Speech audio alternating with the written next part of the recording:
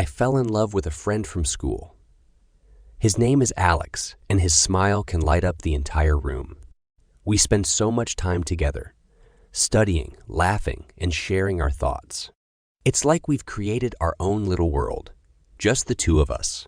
Every time I see him, my heart skips a beat. I can't help but steal glances when he's not looking, admiring the way his hair falls over his forehead and the way he concentrates when he's solving a tough math problem. We've become inseparable, and our bond is something I cherish more than anything.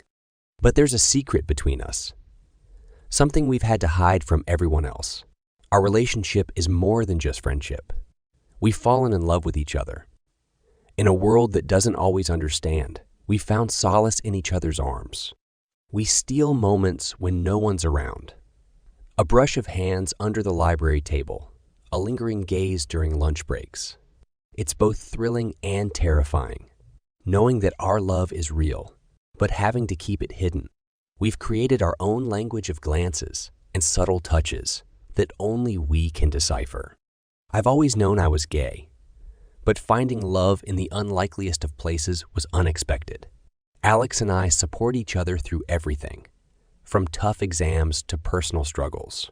Our love has made us stronger, more resilient. One day, I hope we won't have to hide anymore. I dream of a future where we can walk hand in hand without fear, where our love story won't have to be hidden in the shadows.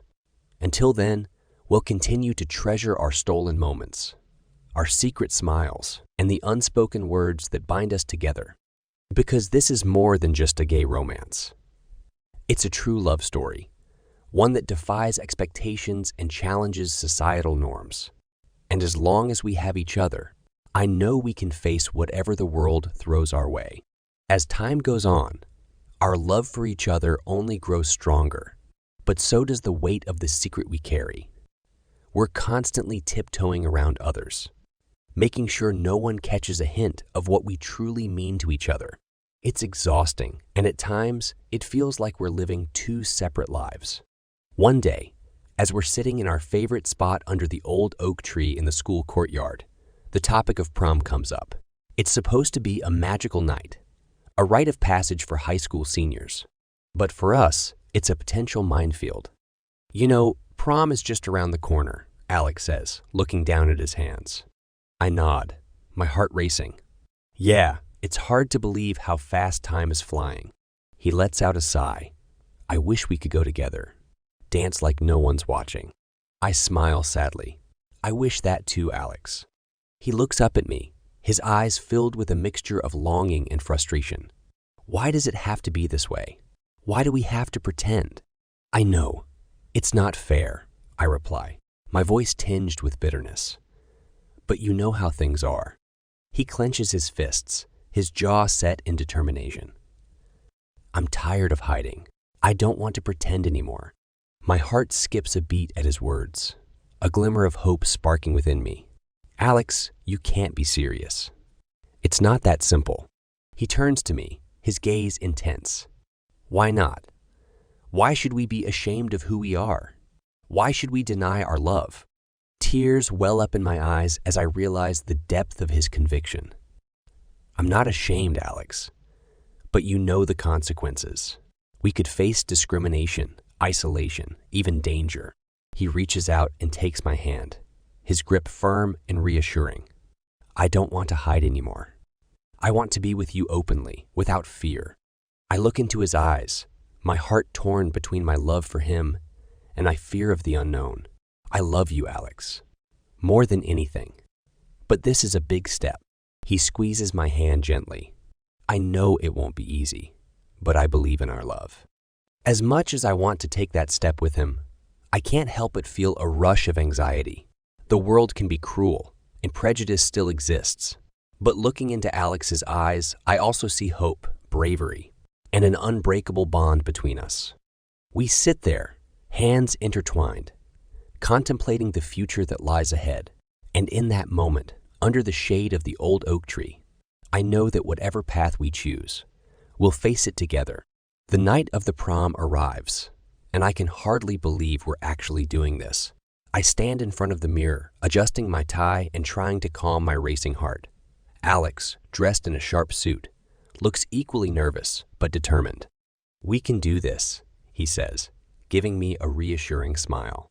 I take a deep breath and nod, my stomach a jumble of nerves and excitement. Yeah, let's show them that love is stronger than prejudice. As we enter the prom venue, we're met with a mix of curious and surprised glances. It's clear that not everyone expects us to come together. We can feel the whispers and stares, but we hold our heads high, refusing to let them intimidate us. We start dancing, swaying to the music, and for a moment, it feels like we're in our own world. The fear and anxiety start to fade away as we lose ourselves in each other's arms. But then a group of guys from our school approaches us, wearing smirks that send shivers down my spine. "Well, well, what do we have here?" one of them sneers. I grip Alex's hand tighter, my heart pounding in my chest. "Ignore them, Alex." But Alex steps forward, his voice steady. "We're just here to enjoy the prom like everyone else." The leader of the group, a tall guy with a menacing grin, glances at us with disdain. "You two really think you can just waltz in here and make a scene?" Before we can react, they start taunting us, hurling slurs and hateful words. I feel my face burn with anger and humiliation, but I remember our decision to stand up for our love, no matter the consequences. Alex's hand in mine is a lifeline, reminding me that I'm not alone in this fight. As the tension escalates, one of the guys shoves Alex, causing him to stumble. That's when everything seems to blur. Instinct takes over, and I find myself stepping between Alex and the guys, my voice shaking but determined. "Enough. We're not here for trouble. Just leave us alone."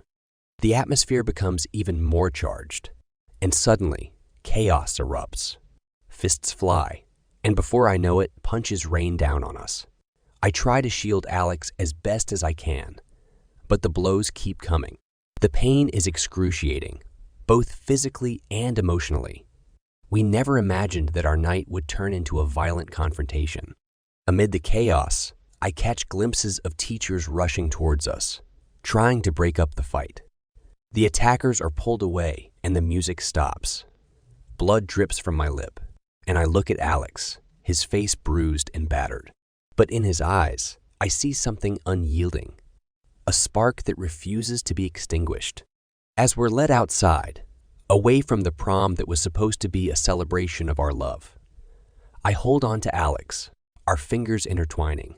The pain is real, but so is our determination. Love might have brought us to this moment, but it's also what gives us strength to face the challenges ahead. The aftermath of the prom night incident is a whirlwind of emotions and confusion. Our parents are called in to meet with the school officials, and as we sit in the principal's office, I can feel the weight of the world on my shoulders. Alex holds my hand tightly, his knuckles white with tension. The principal looks at us sternly, disappointment evident in her eyes. "This kind of behavior is unacceptable. You both were involved in a fight during a school event." Alex clears his throat, his voice steady but strained. "We didn't start the fight. We were attacked because we're gay."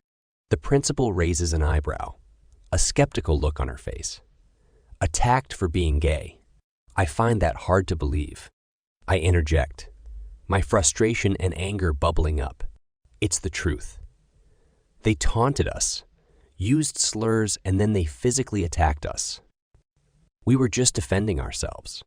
The principal sighs, leaning back in her chair. Regardless of who started it, fighting is against our school's policies. You should have sought help from a teacher or staff member. Alex's voice rises with frustration. Our words seem to fall on deaf ears. The principal continues. We cannot tolerate violence in our school. Both of you will be suspended for a week, and your parents will be informed. My heart sinks as I exchange a helpless glance with Alex. This isn't what we expected. We thought the school would support us, protect us from discrimination and violence. Instead, we're being punished for defending ourselves. After the meeting, as we walk out of the school building, Alex kicks a pebble in frustration. This isn't fair.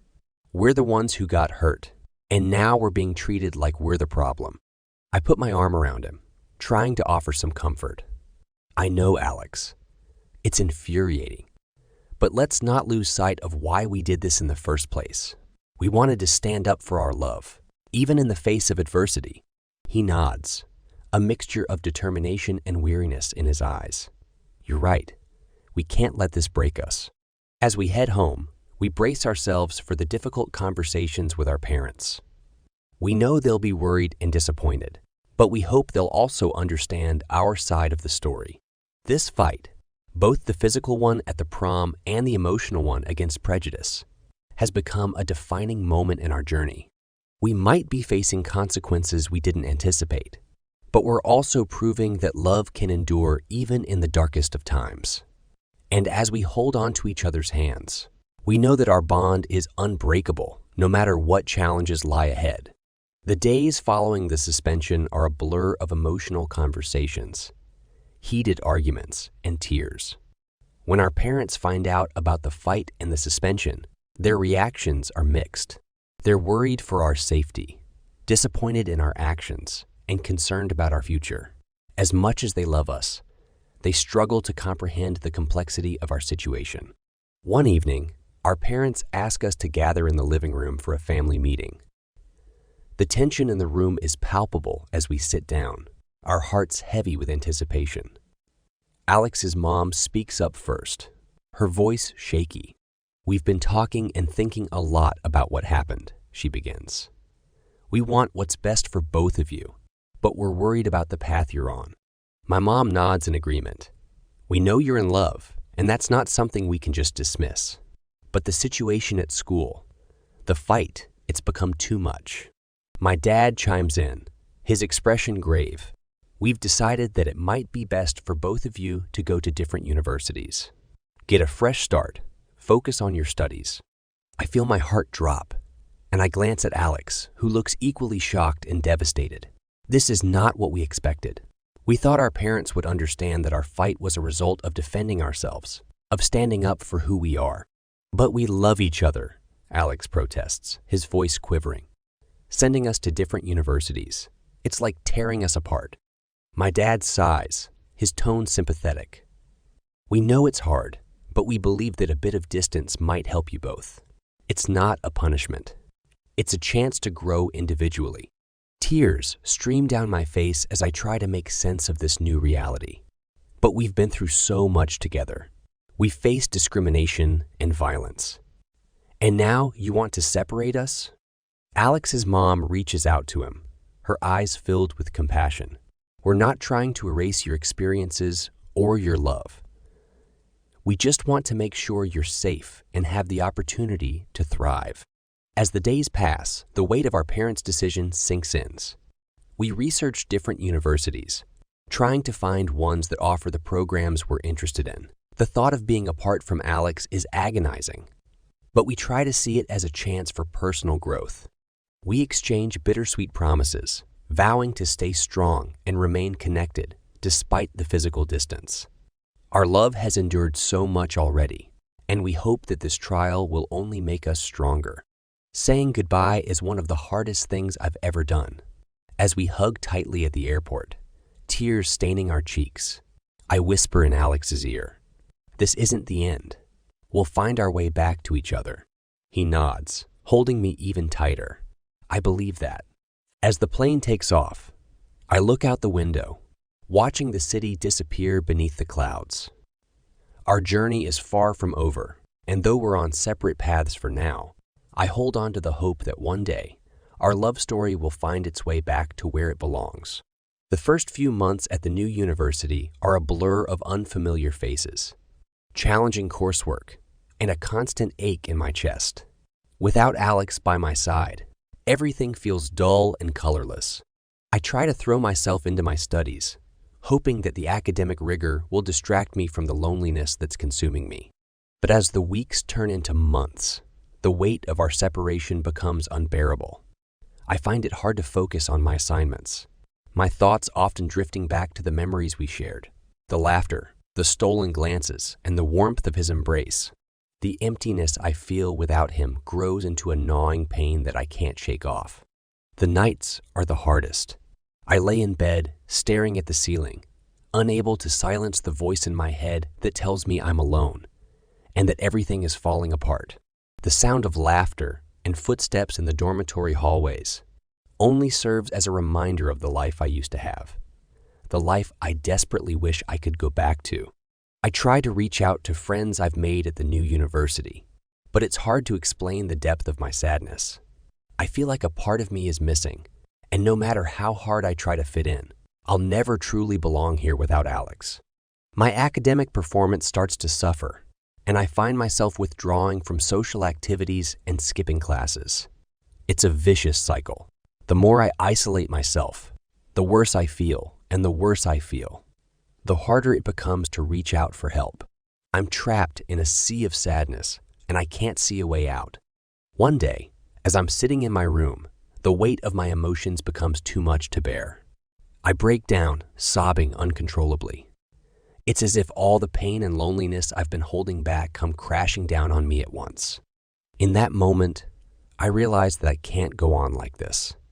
I need help. I pick up my phone and dial a number I haven't dialed in a while. The number of a therapist I used to see in high school when I was struggling with my sexuality. I leave a message, my voice shaky but determined. The next day, I receive a call back and I schedule an appointment. Talking to the therapist becomes a lifeline. She helps me unpack the complex emotions I'm feeling, the grief of losing Alex, the isolation, and the anxiety about the future. She guides me towards coping strategies and encourages me to reach out to the university's counseling services as well. The road to healing is long and challenging, but with the support of the therapist and eventually the university's counseling services, I start to see a glimmer of hope. It's a slow process, but over time I begin to rebuild my life, finding new friends, focusing on my studies, and even participating in social activities. The scars of the depression run deep, but I've learned that reaching out for help is a sign of strength, not weakness. And while the pain of being separated from Alex still lingers, I've also come to understand that my own well-being is important. I'm determined to emerge from this darkness, stronger and more resilient, not just for myself, but for the love we once shared and the love I still hold on to.